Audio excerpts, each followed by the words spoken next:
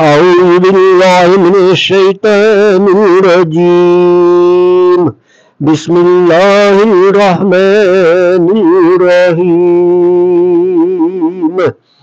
وقالت اليهود ليست النصارى على شيء وقالت النصارى ليست